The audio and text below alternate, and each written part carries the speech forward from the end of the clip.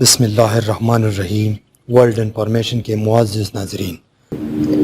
آج ہم بات کریں گے پاکستان اور امریکہ کے تعلقات کے بارے میں، اور اس بات کا بھی جائزہ لیں گے کہ امریکہ پاکستان کے اندرونی معاملات میں کیوں دخل اندازی کرتے آ رہے ہیں۔ اس ویڈیو کی اہم ڈسکشن چلتی رہے گی، لیکن اس سے پہلے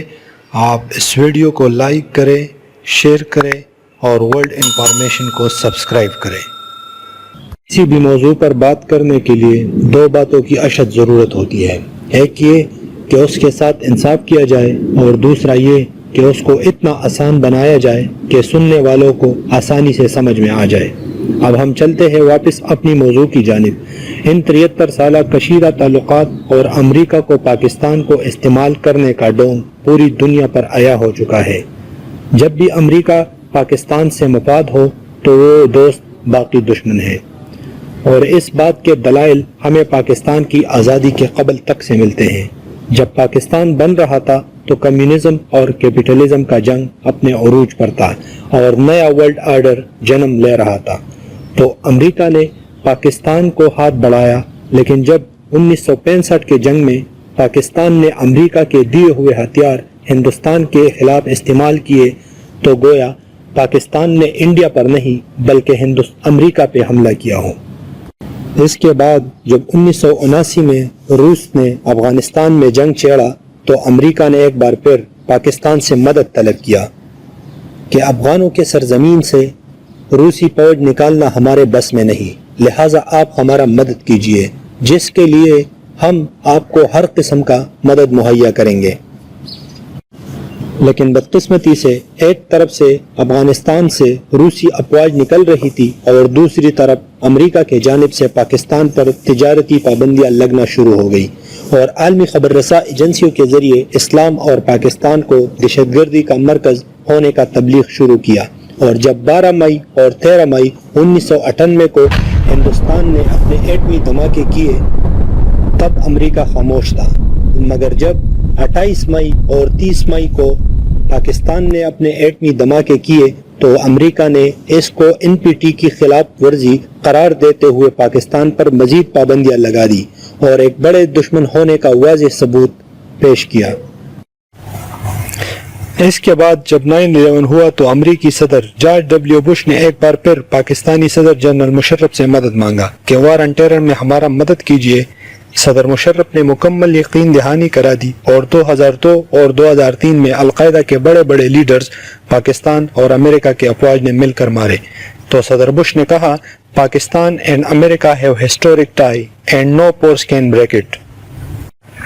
لیکن جو امریکہ کے ناپاک مقاصد پاکستان کے بربادی کے عوض پورے ہوتے جا رہے تھے، یوں امریکہ کا اصلی چہرہ بے نقاب ہوتا جا رہا تھا، جو ہم ماضی میں کئی بار دیکھ چکے تھے۔ اور جب عمران خان کا حکومت آیا تو امریکہ نے ایک بار پھر طالبان سے مذاکرات کے لیے پاکستان کا مدد مانگا، اور ایک بار پھر پاکستان نے دونوں کو مذاکرات کے میز پر بٹھایا۔ لیکن جب روس اور یوکرائن کے جنگ میں پاکستان نے روس کے خلاف ووٹ دینے سے انکار کیا تو امریکہ نے پاکستان کے خلاف ایک بار پھر سے سازشیں کرنا شروع کر دی۔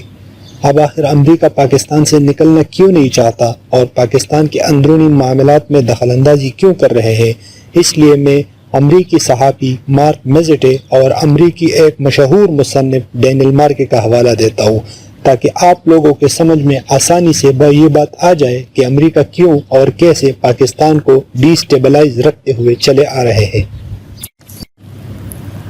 مارک میزٹے اپنے ایک پبلیکیشن میں کہتا ہے کہ جب 2008 میں اس وقت کے امریکی نائب صدر جو بائیڈن اور افغان صدر حامد کرزئی 83 ایکڑ کمپاؤنڈ میں بیٹھ گئے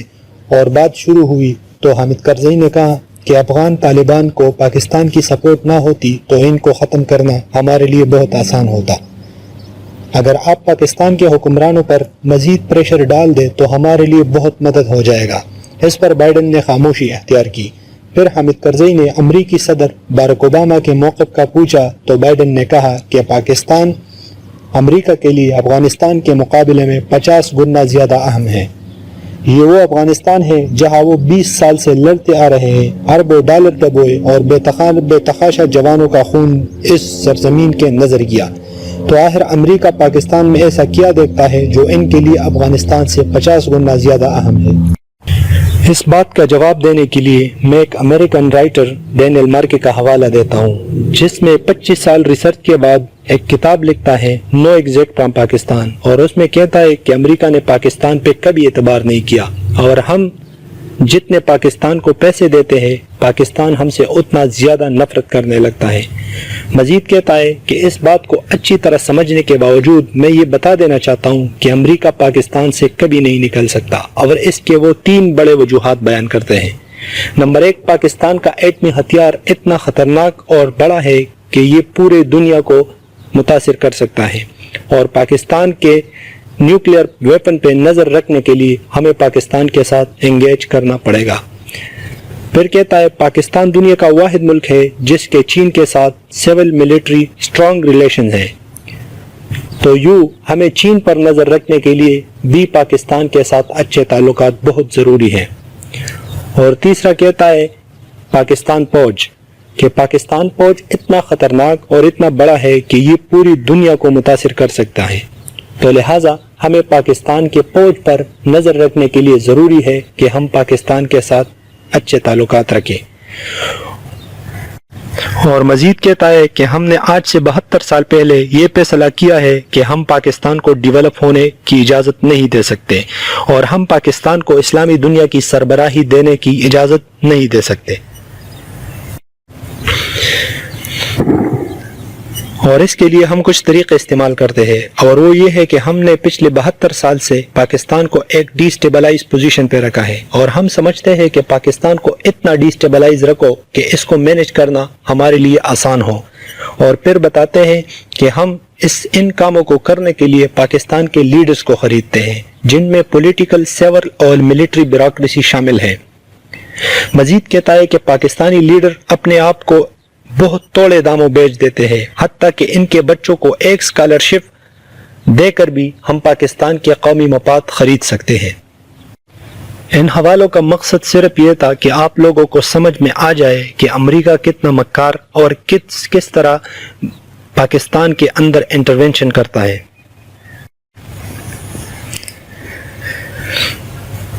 میں نے اپنا پورا کوشش کیا کہ ریسرچ بیس آرگومنٹ آپ لوگوں کے سامنے رکھ دوں، اور موجودہ صورتحال، تحریکی عدم اعتماد اور امریکی لیٹر کا جو ڈسکشن ہو رہا ہے، اس کے اوپر آپ اپنا نیریٹو بلڈ کریں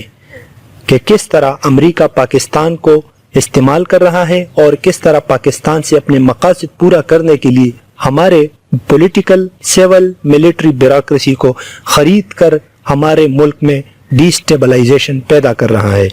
اللہ ہمارے ملک کا حامی و ناصر ہو، اللہ ہمارا مدد کرے۔ شکریہ۔